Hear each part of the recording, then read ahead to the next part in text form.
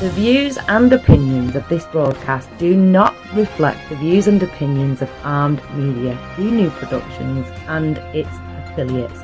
Enjoy the show.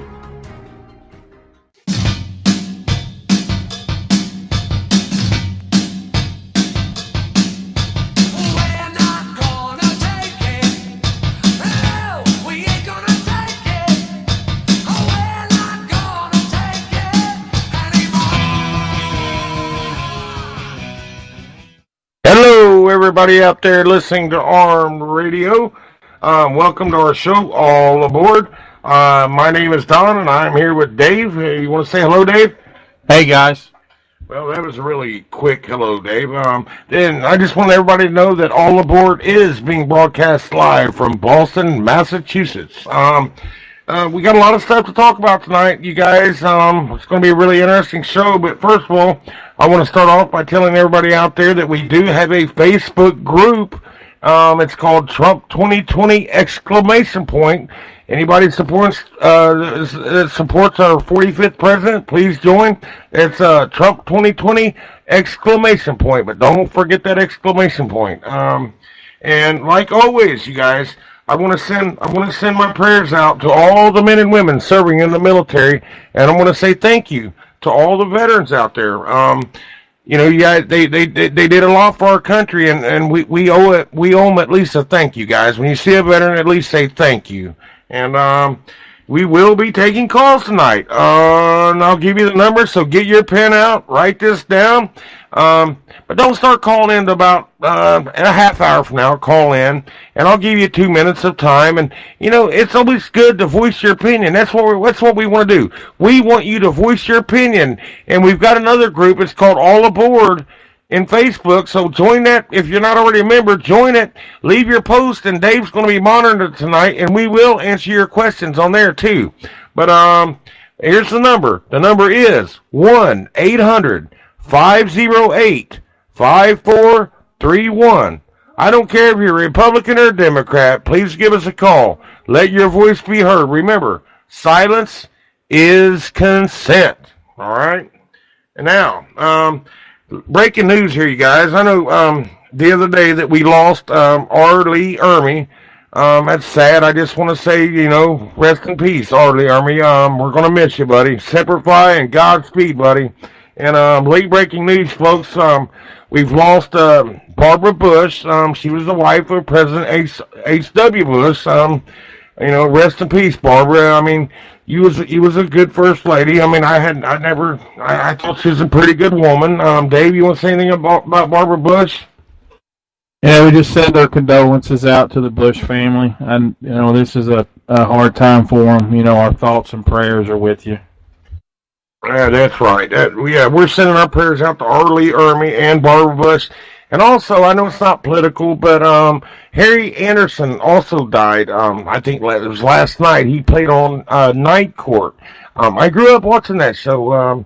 And it's pretty sad. We're losing a lot of people here, lady. I mean, we're all going to go. So, you know, that's why I always say to my friends and family, you know, live your life happy, because life is short, you guys. Just remember that. Try to live your life happy. And you guys, I've been calling myself a Republican for the longest time, but I really want to change that. I want to start calling myself a constitutional conservative, because there's just a lot of Republicans out there that are, I mean, some of them are not really Republicans, and I'm a conservative. I believe in conservative values, and I believe in the Constitution. So from now on, I'm going to call myself a constitutional conservative. And before we get started, you guys, I would like to read a couple of patriotic quotes. Now, these two patriotic quotes, they're kind of short, but these two are special. These were written by President Donald Trump. And I'll start off with the first one. It says, "When you open your heart to patriotism, there is no room for prejudice." I love that. I just love that. Do you like that one, Dave? Oh, absolutely. I love that one. And one more from Donald Trump. "When America is united, America is totally unstoppable." And I do believe that. So do I, Donald. You know, that's the biggest thing right now is we're so divided right now down party lines and with everything. What we have to remember is, first and foremost, we're Americans. You got it, brother. That's why Dave, I always tell people to, they call this the United States of America, not the divided States of America, Dave. And there's just so much going on. And, everyone out there, I'm gonna tell you a few things, because I get a lot of messages from people all the time. Now, these are a few things I want everybody to know. I just want you to know this. Do I believe in the deep state? Some of it's probably true. Conspiracy theories? Some of it probably is true. Do I believe that there is a globalist agenda? Yes, I do believe there is a globalist agenda. Dave, do you believe in the globalist agenda? Yeah, I'm sure there is in some way, shape, or form. I don't know if I believe in it as much as everybody else, but I mean, to say that it doesn't exist, if you look at the way that they've done President Trump so far, I think that they've all got some kind of agenda. Yeah, that's true. Especially, I know, and George Soros. Believe me, he's not the only one out there. There's a lot of George Soroses in this country and around the world, folks. So just don't think George Soros is the only globalist out there. But we're gonna get this show started. And I know the biggest story of the week that was going around is something me and Dave's really going to talk about tonight for a while. It's Syria. By now, everybody knows that the U.S., the U.K., and France, they launched an attack on certain targets in Syria last Friday night. And we really got to talk about this. There's a lot of people questioning things. They're questioning our president. I don't know what he did, though. What President Trump did by striking Syria, it was fully authorized by the U.S. Constitution. Dave, do you agree with President Trump attacking Syria? Well, the biggest thing what I think a lot of people are failing to realize is the policies of the last administration that were failures. This was was just thrown in his lap because of the Obama administration's failure. I mean, how many times did he draw a line in the sand, and people would cross that line, and he'd draw another line in the sand, and they would cross that line? President Trump, he got handed North Korea, and he got handed Syria, and it was a mess. And if you look at everything that's been going on in Syria right now, I mean, there's some people saying that the rebels gassed their own people. There's some people saying that Assad done it. I think, what we have to do is we have to trust our government to understand that they actually have the intel on the ground. They're looking, he has national security advisors. He has his generals. So they're looking back at all this information and making the best decision that they think that they can make for America. So yes, I support it. I think it should have been done a long time ago. I think that, there is a huge problem in that country right now, and tensions are high. There's a lot of room for error on every side, and if people aren't careful, they're going to drag a whole lot of countries into war. Well, Dave, I'm telling you right now, from what I've been reading on social media, Dave, there's a lot of people saying that Trump just wants to start a war. I don't believe that. I don't believe it. Now, I'll let you get your take on it here in a second. And Trump doesn't need to. I want to tell everybody out there. I was telling somebody the other day, they said that Trump wasn't authorized to do that, but he was, you guys. Trump doesn't need the approval of Congress for any attack. He only needs Congress's approval to declare war upon another country. The president, the president, he has the power to attack any country at will. I mean, he carries around somebody carries the nuclear codes around right behind Trump everywhere he goes. No, I think Trump did the right thing. Everybody thinks Trump wants to start a war. Dave, do you believe that Trump is just trying to start a war? And Dave, what do you think? Do you think that we have soldiers? Do you think our soldiers belong over in Syria? A lot of people think our soldiers don't belong over there, Dave. Well, I don't think Trump wants to start a war no more than any president does, simply for the fact, you have to remember that Trump was a businessman. He knows the physical cost of war. And then if you look at, we've got troops over there right now that are fighting ISIS. I think a rough estimate is about 2,000 troops on the ground. So if we pull out, what does that do? ISIS is not totally annihilated; they're on the run. Does that give them a chance to rebuild, to reform and become stronger? Because I'm telling you right now, if we leave and our coalition leaves, Russia and Assad aren't going to do anything with ISIS. They're going to worry about those so-called moderate rebels. Okay, that's what they're going to worry about. Well, Dave, do you think that I want your opinion right here? Now, a lot of people don't think, like I think you mentioned earlier, a lot of people doesn't think Assad used those chemical weapons. But I have read so many stories. Assad, I think his full name is Bashar al-Assad. They think that he did not use these chemical weapons on his own people. Do you believe he used them, Dave? I believe he used them. I mean, if you look back, and I think it was in 2013, under the Obama administration, that he used them. And once again, it goes back to a failed administration's foreign policy. If you look at the previous administration's foreign policy, it was ineffective. It was weak. He led from the rear. Our countries didn't respect us. And what happened was, these guys knew that whatever he says, if he's drawing a line in the sand, they're going to cross it, and he's just going to back up and draw another line. And what he done is he just kept backing up until he backed us up into a wall. So now, our only choice is we've got to show power. We've got to show leadership. We've got to come out and be the watchdog of this world again. Because if not, then it's in chaos. And and the thing that I applaud our president for is, number one, we didn't strike alone. We struck with a coalition. Okay, and we struck with Britain and France, but I also think that we had some Arab help in there as well. So he done the right thing by putting a coalition together. It wasn't all on us. They couldn't pin it all on us. This way it was more of a united front. All right, Dave, I'm going to ask you another question here. I mean, Dave, I know you don't like to talk about this a lot, and we don't talk about it a lot, but you are an ex-combat veteran, Dave, and you don't talk about it. And I'm going to tell you guys right now before I get going with this show, my friend's sitting here, I look at him like a brother, you guys, and I asked him one time, or somebody, we asked Dave, we said, Dave, do you ever use your veterans discount card? And you know what Dave said? Dave told me, he said, no, I don't use that, Don. And I said, why? He said, I don't feel like I deserve that. I mean, Dave is the kind of guy that thinks the true heroes are the guys who never came home from war.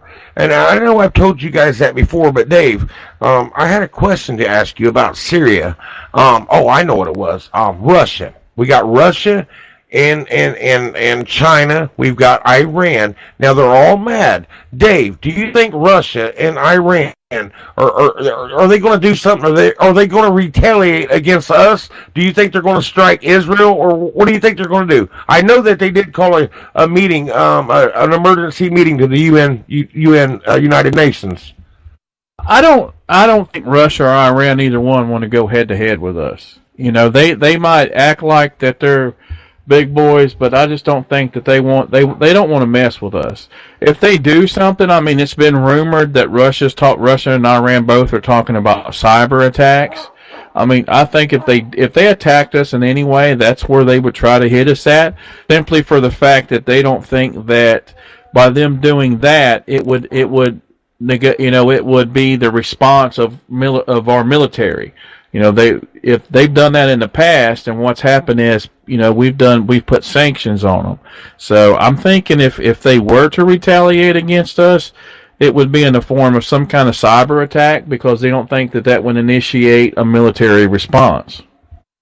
Hey, I'll tell you what, though, Dave, I am just so glad that we got President Donald J. Trump running the helm right now. I mean, like Obama, he drew lines in the sand, and there wouldn't have been a bombing if Obama would have been in office. Obama wouldn't have cared if Assad kept killing his people, men, women, and children with gas. And like I said last week, that stuff smothers you to death. It's not like no fast death. I'm telling you, it's a torturous death.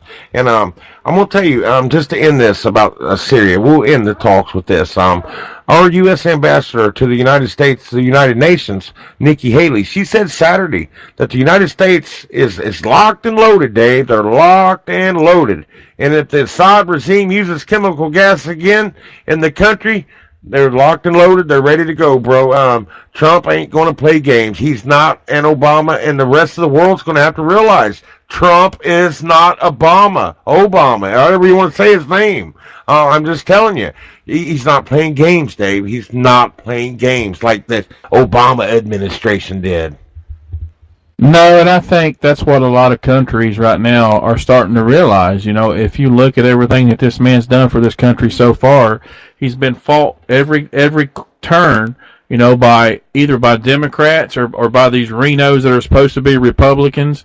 You know, by the establishment, they fought him at everything he can do. He's starting to try to, you know, fulfill all these campaign promises, and what happens is, you know, he's getting backed into the corner. But what they don't realize is this man's not Obama. You know, this man is tough. He's lived a long life. He's a billionaire. He knows how to make money. He knows how to work angles. And what he's going to do is he's just going to come back out and smack you in the face. You know, that's why he does his Twitter.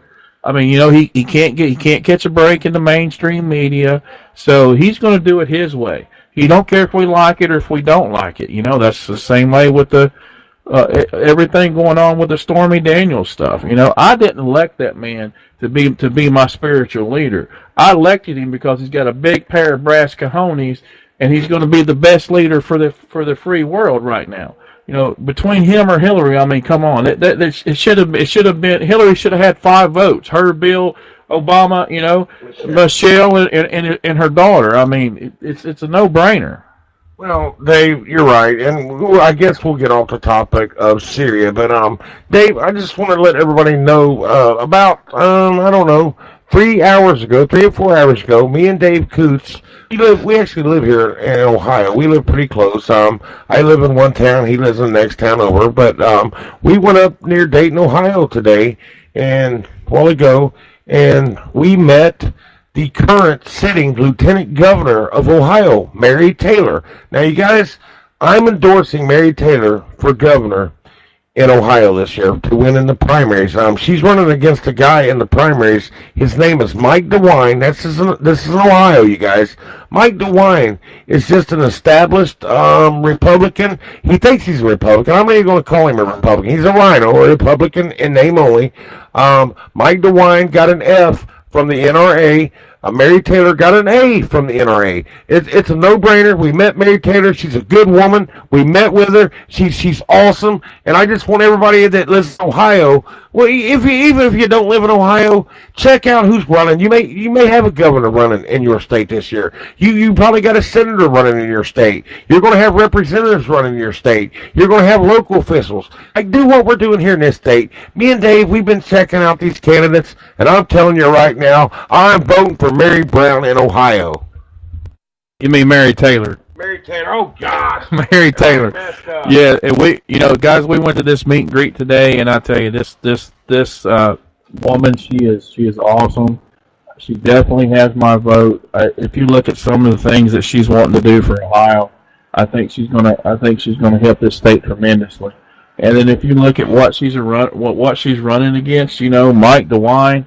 I don't even know why he's running. You know, this is ridiculous. If you look at his voting record, at some of the stuff that he's voted for, you know, he voted for amnesty for illegals. He voted to give illegals Social Security. You know, he is one of the only Republicans to ever be endorsed by the Brady campaign. I mean, if that doesn't tell you something, you know, about how anti-gun this man is, he has. Be Republican. And for some reason, the Republicans in this state, you know, they not getting behind Mary Taylor. I just don't understand it. If you live in the state of Ohio, guys, I urge you, check out Mary Taylor, check out what she stands for, check out her platform and her message, and come on May the 8th when that primary comes, vote Mary Taylor. You know, it's time that we get rid of these establishment candidates. It's time we get rid of these Renos. It's time we put real conservatives back into these positions, and we take our country back. Yeah, and you guys, I want to apologize for saying Mary Brown. I'll tell you what I had on my mind is we have a Senate race in here in Ohio too, coming up for the primaries, and there's 5 candidates running in the Senate race, and I had Sherrod Brown on my mind. I was going to talk about Sherrod Brown. I can't believe I called Mary Taylor Mary Brown. I'm sorry that I did that, but my message though about these 5 candidates, basically, there's only 2 candidates that's got a chance of even winning. That's going to be Mike Gibbons or Jim Renacci. Now, here's what I want to get out though. No matter who wins out of these 2 candidates, you guys, we can't get mad at each other. We can't start fighting with each other. We've got to get behind whoever gets that nomination to run in November. You know, you got to look at the primaries kind of like the playoffs in football, okay? The primaries remind me of the football playoffs. And whoever wins in the playoffs, they go to the Super Bowl. So whoever wins in the primaries, they move on to the election. That's what that's about. I mean, that's just basic politics 101. I know I'm just sitting there, a lot of you guys know that already. But I'm into this, you guys. I live for politics. I really do. I sit, I live, I breathe politics. I read it. I watch it. I mean, it's my life. Politics is my life, and I need to start getting into something else because it's really starting to get old, Dave. I mean, it's not getting old. It's just starting to hurt, brother. I mean, politics gets rough, and I'm figuring out it's getting dirty, Dave. Politics is dirty, man. It is dirty. I mean, we watched an ad earlier. You know, when we were with Mary Taylor today. She was talking about Mike DeWine's new campaign ad that come out, and you know he's slamming it on every front, and it's just total garbage. You know, and I think Donald earlier a couple shows ago, I think he endorsed Jim Renacci for the Senate race. And I said I hadn't made my mind up yet, that I was still torn between Renacci and Gibbons. I think tonight I'm going to announce that I'm going to throw my hat in with Jim Renacci and endorse Jim Renacci for the Senate, and Mary Taylor for the governor. You know, I think that Renacci has the best chance to beat Sherrod Brown because he's beat 2 incumbent Democrats before. I think he's battle tested. And I think that's going to be what pushes us over the edge to get rid of Sherrod Brown.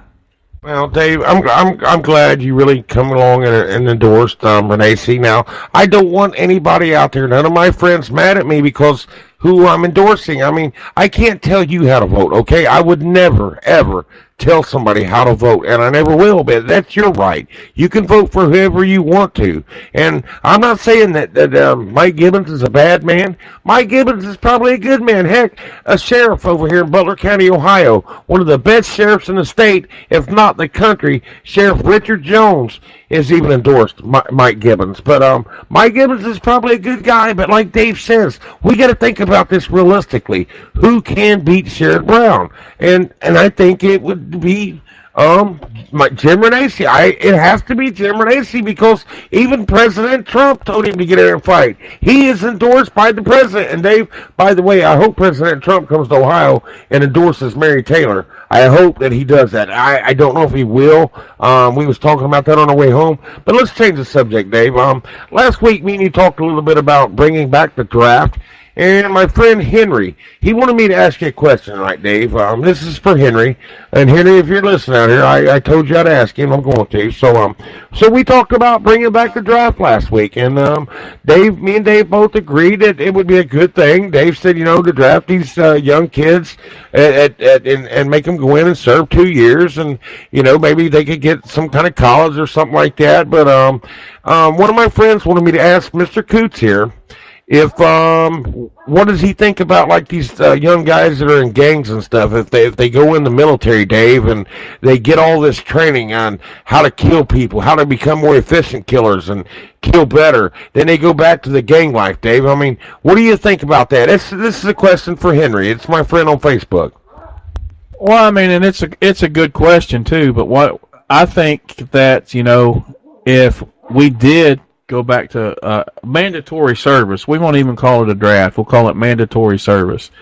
A lot of those kids that would normally end up in a gang atmosphere might not be there. the military might change their life, might change, it might change their whole outlook on life.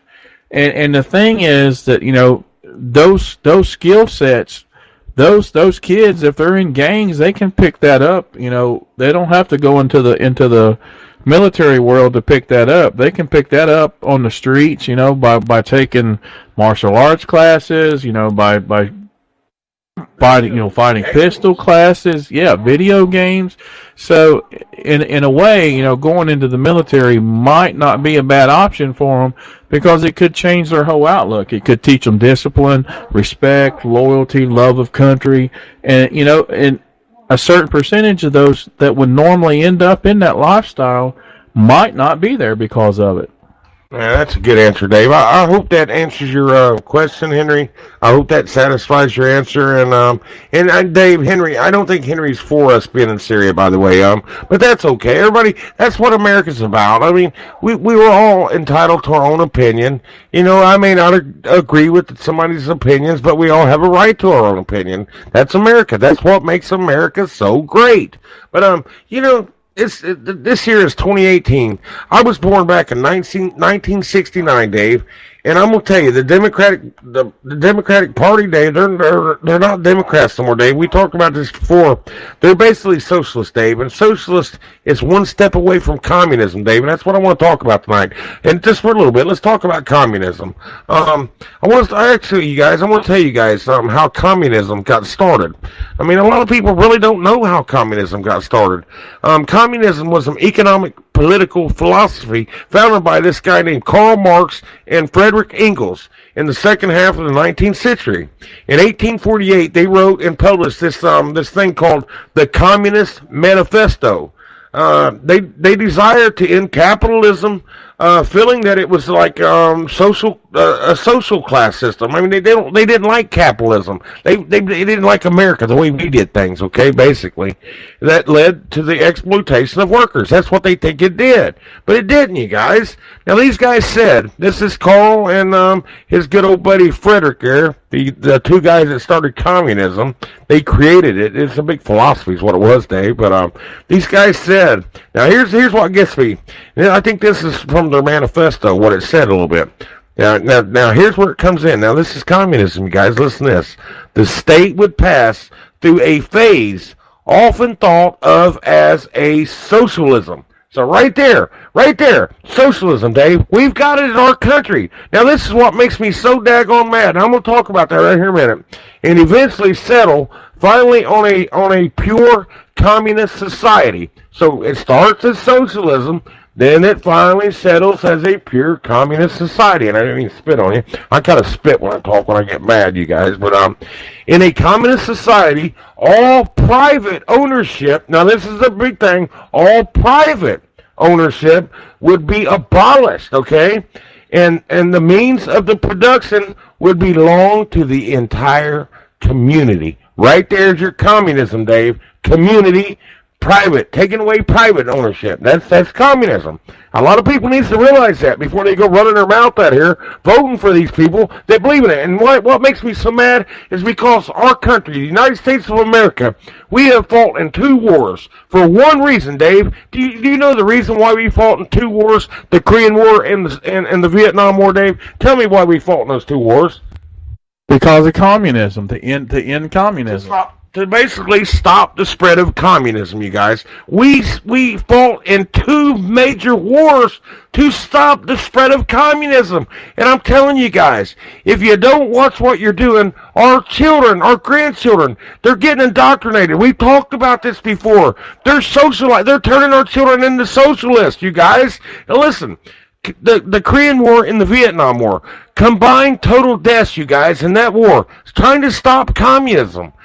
91,872 men lost their life trying to stop the spread of communism, and I'll be daggone if we're going to sit out here and vote for a liberal or a Democrat who thinks the same way a communist does. David, it makes me mad, man. Oh, it makes me mad too. I mean, it's ridiculous. If you know, we've said it before. You know, the Democratic Party is not your grandpa's party anymore. They've went so far left that they want bigger government, more control, more regulations. You know, like Obama shoving Obamacare down our throat. Mandates, exactly. You know, higher taxes. It's ridiculous. You know, the federal government is big enough already. Our founding fathers never intended us to have big government. Our founding fathers wanted the federal government to play a very limited role in our lives. They wanted the states to be the ultimate government for each individual, whatever state you lived in. That's the state that they wanted you to be loyal to. That's why when we had the Civil War, the men fought for whatever state that they were from because they were loyal to their states, because back then the federal government played a limited role. Now if you look at it, we have big government. I talked to a lady today who was a Democrat and she liked Obama because of all the social programs that he put out. Now, I'm sorry, but, charity starts at home. Take care of yourself. Well, that's what Mary Taylor said today. With the community and the church. Well, go ahead. It is. Back in we'll say 30 years ago, if you had homeless people, if you had people that needed assistance, your community and your churches would take care of those people. They didn't look for the federal government to take care of them. It was never intended for our government to be the ultimate provider and the ultimate caretaker of its people. Well, and Dave, I got some news for some people out there. I did a video, Dave, the other day, and Dave, you know what's going on, and I'm going to go ahead and tell the world what's going on right here in the little town that we're in right now, Franklin, Ohio. Folks, something very historical is getting ready to happen here in our little town. Last summer, in August, I believe it was late August, the city of Franklin, the mayor, the manager, whatever you want to call him, he decided to remove this road marker, okay? And this road marker sat there for over 90 years, and it was on a road called Dixie Highway. It was dedicated, and it had a plaque of Robert E. Lee on here. Now listen, I'm not a racist by any means, you guys, but I'm going to tell you something. I did this video here because they're breaking ground. They're getting ready. What's historical about them putting this monument back up is because all the monuments, all the statues that they have removed in this country over the last year or two, this is the very first one in the country that's ever going to go back up. So we are making history, Dave. And I'll tell you, some kid made a comment on my video, and he compared Robert E. Lee to Adolf Hitler. Now, where in the heck is Robert E. Lee? Is he anything like Adolf Hitler? No, he wasn't anything like Adolf Hitler, and unfortunately, that's what these schools are teaching today. It's ridiculous. We had the guy who I'm going to say his name on the radio because it's not worth it, but self-proclaimed communist who showed up and to a township meeting and with a communist cape around his neck. They wouldn't even let him talk until he took the cape off, and he couldn't get the cape off, so needless to say, he had to go out. But here's the thing, we've talked about this. It's not racist. You can't erase history. That's what helps define a country. Those who forget history are doomed to repeat it. Robert E. Lee was not a traitor to the country. He was a general for the North until the Civil War started. Exactly. After the Civil War was over, he also was a big part of the Reconstruction for the South. So, to say that he was a traitor or, he was un-American, he freed his slaves well before the Civil War even started. He was married to George Washington's granddaughter. They actually educated their slaves, which was against the law at the time. So it's ridiculous. This man done a lot for this country, but unfortunately, I don't know if you call it the new Common Core, where the government is dictating what you teach to our children. Which Mary Taylor talked about that today, guys. If Mary Taylor is our governor of Ohio, which I believe she will be, Common Core is going bye-bye in the state of Ohio. So that is a good thing. That's putting control back into your communities on how they're going to be able to teach your children. Well, Dave, another thing, I got another comment too that said how could we even want a guy up there, a plaque with Robert E. Lee, because he fought a war with, over slavery. And I want everybody out there to know that slavery, yes, it was a bad thing, you guys, and that was only but one of the reasons why the Civil War was fought. There was many reasons why we fought the Civil War. Yes, it was a bad part of American history, but yet it's still American history. That's what I'm talking about. We cannot forget the bad things that we done in our war. And I want to tell everybody out there, if anybody's tried to call, I just checked my phone, and I'm sorry to tell you, I had my volume down. I just checked it. I do things like that sometimes. I get all into this stuff, and I take it to heart, you guys. I really take this stuff to heart. I mean, it weighs on me at nighttime, you guys. But to end this talk about communism, but before we do that, go back, for anybody who don't know about the Civil War, go back and research and do your history, learn your history before you start talking about the Civil War. Please study history, learn why we fought the Civil War. The North was impeding on the southern states' rights. There was problems with I know the South was not industrialized like the North. There was more farming and stuff like that, and they needed their slaves, and it was a bad thing. It was a good thing that they ended slavery. Yes, I believe it was a good thing, but it's a bad thing to remove this so our children can see, hey, that we had slavery once. That was a bad thing. They need to know this. Just like the bad things that happen in our life, Dave, I wouldn't want to take them away out of my memory because it makes me a better person. What the bad things I did when I was younger, would you want somebody to come in and erase all the bad things that happened to you? Because that's what makes you, Dave. Yeah, it's what makes you who you are. It's like if you go touch the hot stove and it burns you, the next time you go to touch it, you're going to remember that. You're going to learn a lesson, and you're not going to touch it again. That's why we can't forget our history. We learn from it. It makes us better people, and we move forward. When we're talking about communism, guys, in the Liberal Party, the libtards, as I like to call them, if you look at them, they're one step away from communism. I mean, it's like they're just racing toward it for some reason. I don't get it. And it's sad. It's scary. What lies ahead for our kids? Our grandkids. Our grandkids. What is this country going to be if we don't step up? And we don't make a difference, which goes back to these midterms coming up, guys. We've said it time and time. We've got to get you guys energized. We've got to get you guys energized. We've got to get you to go out and vote. Traditionally, what happens with these midterms is, after a presidential election, when the midterms roll around, then the other party, usually they gain momentum. Exactly. And we cannot let that happen, guys. You have got to stay energized. You have got to get out and vote. Your vote counts. You make a difference. Research your candidates, and let's try it. Let's try to turn all these states red, guys. Donald said earlier, he's a more of a constitutional conservative, and that's me. I don't like to label myself as a Republican or a Democrat. Definitely not a Democrat, but I'm more of a constitutionalist, a conservative constitutionalist. I believe in our country, and here's the thing. Right now, the Democratic Party is bracing for these midterms for a blue wave. We cannot let them do that.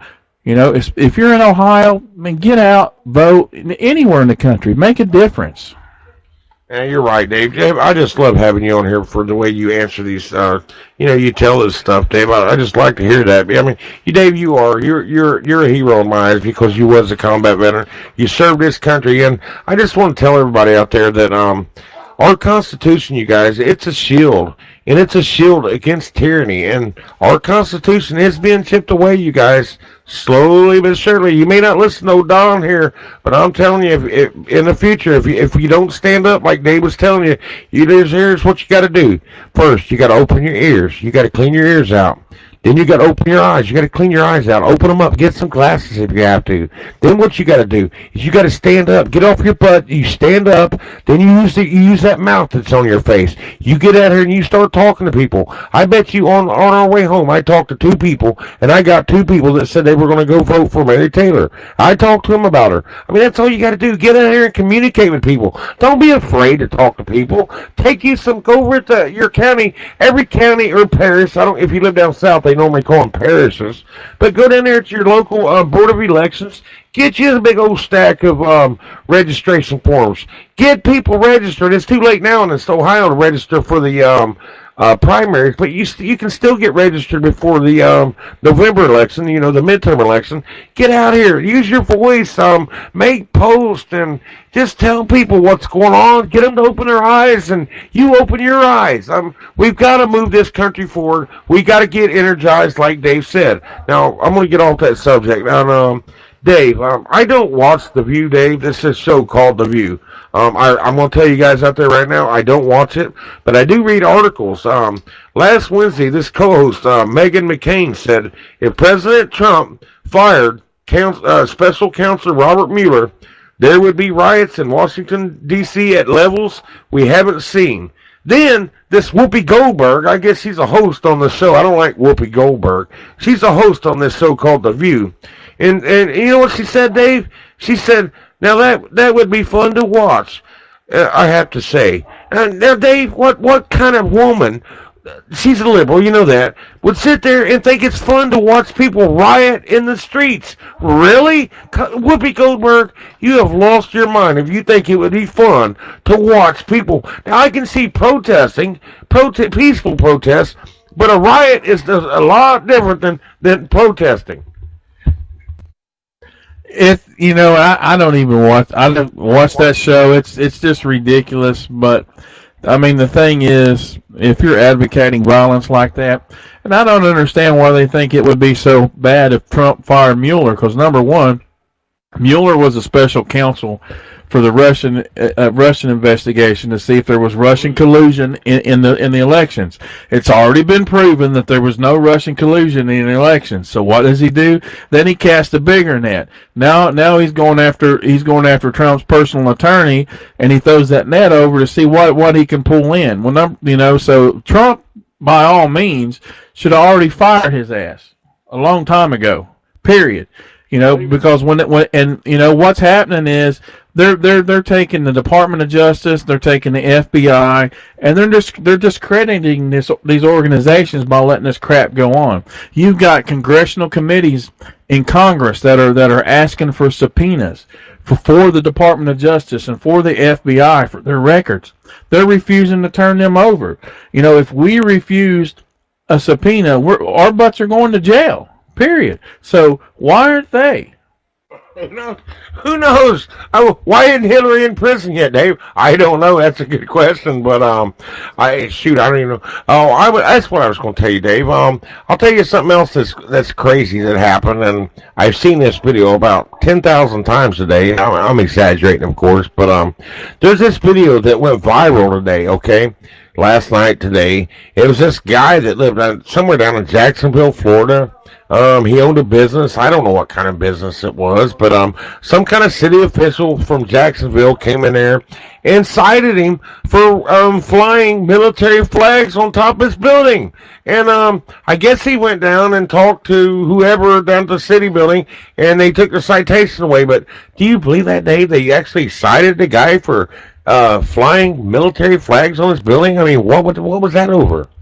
Oh, I can believe it. In today's day and age, I mean, you've got housing people that are saying you can't fly the American flag. But housing association. Yeah, housing association. Yeah. But that video, when it went viral, the mayor of Jacksonville actually tweeted out that he was going to allow the armed forces flags to be flown like American flags. But what the video also showed was, and at the time I don't think the mayor knew that the business had surveillance video, was the person that issued those citations. There was a veteran inside, and he voiced his opinion about this, and that city worker got rude with him and ask him what contributions had he made to his country. He told him that he was a combat vet who'd been shot 3 times, and she told him that was no big deal. They went crazy. No big deal. He served his country, got shot 3 times, and it was no big deal. It amazes me. So now the city is saying that this is going to be an investigation. Why? Because it was caught on video. If it had been caught on video, nothing would have ever been said about it. It did go viral, and I'm sure a lot of you guys seen that video, Dave. But Dave, you remember us talking about that school district that was going to give all their schools buckets of rocks for the kids to throw rocks at a would-be shooter?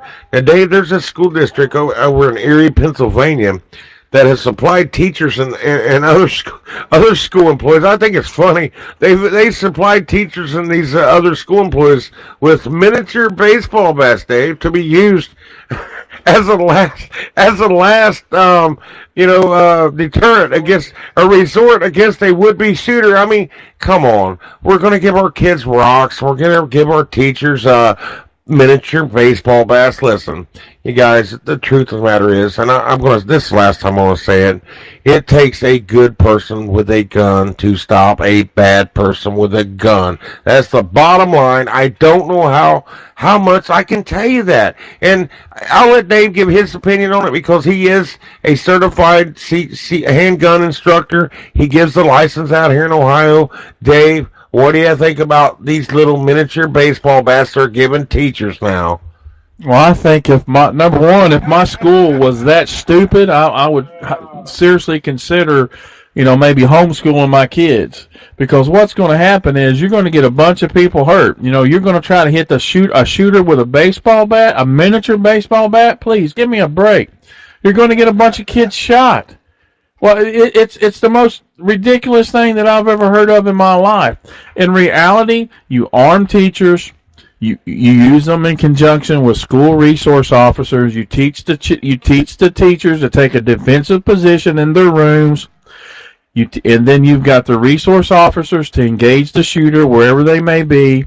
Then if a shooter was to go into a teacher's room, going through that door, people, is a fatal funnel. And unless that shooter goes in with a dynamic entry and he's banging the room with a flashbang or something, as soon as he walks in, that teacher's going to eat him alive. You've got a dead shooter, no victims in the story. But they've got a baseball bat. What are they going to do? Give him a ball and a glove and hope he wants to play 9 innings with them? It's ridiculous.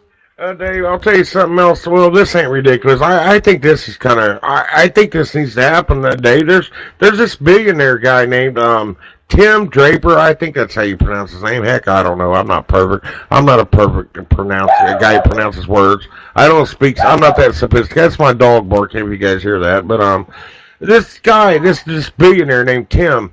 He wants to break California into 3 different states, Dave. He said it would give citizens better representation through the smaller state governments. I mean, I think that's true, Dave. What do you think about breaking California in 3 different states? Well, I'm sure that the conservatives in California sure wouldn't mind that. I tell you that right now. Otherwise, you could build a big wall up in front of that state for all I care. I mean, get the Republicans out. Get the good people out of the Republicans out. That way, they got a chance. But I mean, it's not. I don't think that'll ever happen. Probably wouldn't be a bad idea, but it's never going to happen. Hey, Dave, I know we're getting short on time here. I've still got a lot to talk about. This U.S. District Judge, her name's Marcia. I think it's Peachman or Peckman. Heck, I can't pronounce her name either. I'm just a plain old guy, you guys. Well, anyway, this U.S. District Judge, she ordered President Trump not to ban the transgender troops from serving in the military. She said it's unclear if what he meant by that, his administration, the policy. She don't think that his policy is constitutional. Dave, I don't know how you feel about transgender serving in the military. What do you think about it? I really don't. I don't have an opinion on that. I don't know what to think about it, man. Well, here's the thing. I don't think if they want to do that, that's fine. But I don't think that the American taxpayer should have to foot the bill for all their surgeries. For all the special medicines and stuff that they're going to have to take. If they want to foot the bill for that themselves, I'm all for it. Let them serve. But the thing is, if they're just joining the military to be able to get that surgery, number one, I think when you get it, you're down. It puts you down for a while. I don't know, but used to be they consider transgender. If you wanted to be a transgender as a mental disorder, so they wouldn't let you in the military anyway. Cost insurance. Well, yeah, exactly. The cost of the insurance would be astronomical. So, I think if they want to do that, then they need to do it on their own time and not on America's dime. Dave, there's something else really crazy that happened out in California. It's the University of Southern California. They got this mural. I don't know. I guess the kids put this mural up, and it says, "Dismantle whiteness and misogyny on this campus." Dismantle whiteness. Now, I'm going to ask you guys something. This is true, you guys. I've seen this mural. It says, "Dismantle whiteness and misogyny on this campus." Now, I don't know how you would dismantle whiteness. What do you want us to do? Do you want us all to commit suicide? And who's prejudiced against women? I'm not prejudiced against women. That's what misogyny is. What are they talking about? Dismantle whiteness, Dave. Come on, Dave, really. It's ridiculous. It goes back to the libtards, the snowflakes. They get butthurt if over the stupidest stuff. And here's the thing. We are all Americans first and foremost. I don't care if we're African American, whatever it may be. We're all Americans. And that's what we need to do. We need to come together as Americans. I don't care what color your skin is. I don't care who you pray to. If you believe in this country, if you think this country is the best country in the world, of course we have problems. Every country does. But the main thing is, you're loyal to it. You love the flag. You love our freedoms. You love our values.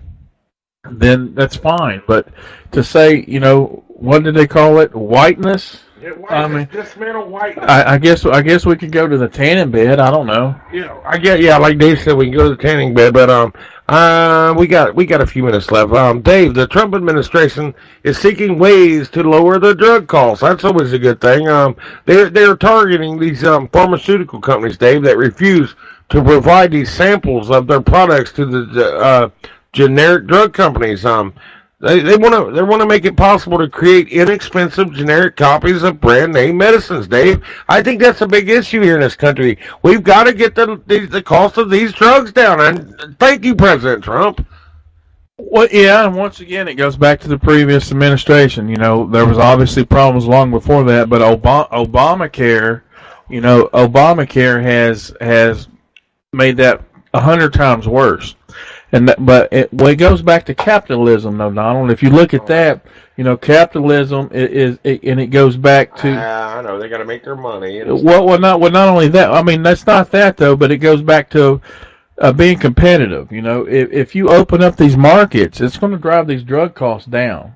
Well, that's what we need, though. That is what we need. That's what needs to happen. If you put these drug makers, if you relax some of these restrictions, so you can get other people in these markets, maybe it'll push these drug costs down. Competition, if you create competition, it's going to drive these prices down, and that's what we need right now. Oh, Dave, did you hear that Wednesday morning House Speaker Paul Ryan announced he will not seek re-election, stating that after 20 years in Congress, he wants to focus on his family. I don't really care if Paul Ryan leaves, to be honest with you. No, I don't either. He could leave tomorrow. I wouldn't care. He wrote in, and first of all, after 20 years, he don't need to be there 20 years to begin with. I've said it almost every show. There's no reason for a congressman or for a senator to have 20 years, 30 years in public service in Washington, D.C., because what happens is every special interest group in the world puts money in their pocket, and they might as well have signs on their coats, who stuck money in their pockets, because when they've been there that long, they're puppets. They're paid for puppets. There you go. And you know what? We got 3 minutes left. We still got time to talk about. Hey, we made all my topics tonight. Dave, James Comey. I don't know if you've seen the interview. He was on ABC. I didn't see it, but I read about it. James Comey did an interview on ABC Sunday night. He was talking about his memoir. It's called A Higher Loyalty.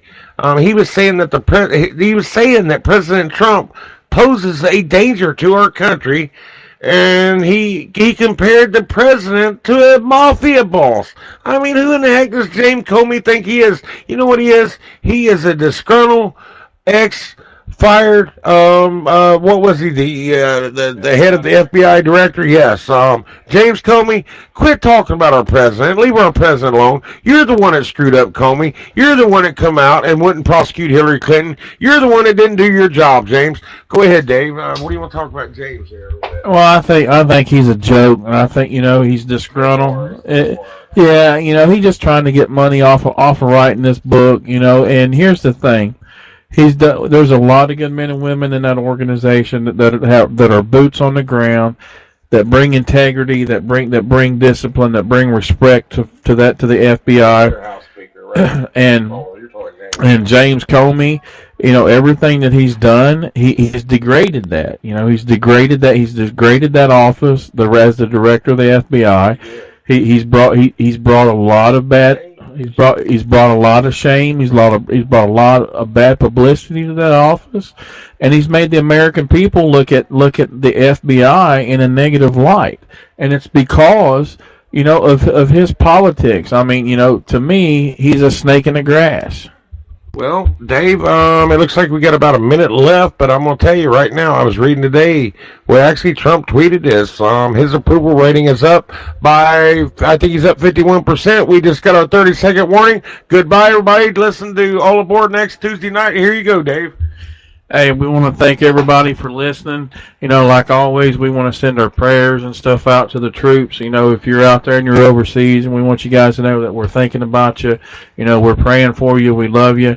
It's because of what you guys do that we're able to get on there and do this. And we love you. And God bless. Keep your head down, your powder dry, boys. Goodbye. Yeah.